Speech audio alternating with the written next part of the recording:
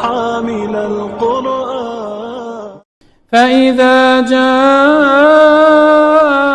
الطامة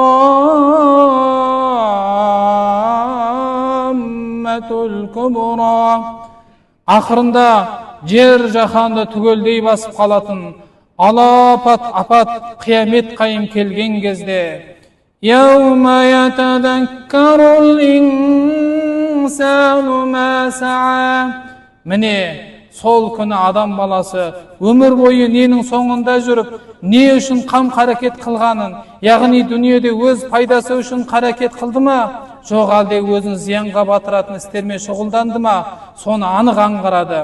وَبُرِّزَتِ الْجَحِيمُ لِمَنْ يَرَى және көретіндердің бәріне жалын атқан жаһаннам анық көрсетіледі.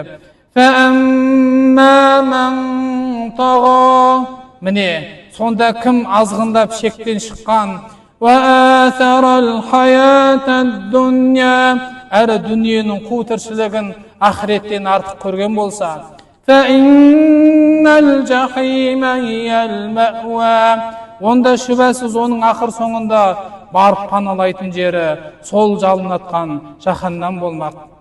وَأَمَّا مَنْ خَافَ مَقَامَ رَبِّهِ وَنَهَى النَّفْسَ عَنِ الْهَوَى ал кімде-кім күндердің күнінде Раббысының дәргейіне баратынын ойлап, шынымен қорқатын, һәм нәпсін әуейліктен тыйған болса, فَإِنَّ الْجَنَّةَ هِيَ الْمَأْوَى шүбәсіз оның ақыр соңында барып паналайтын жері жәннат болмақ.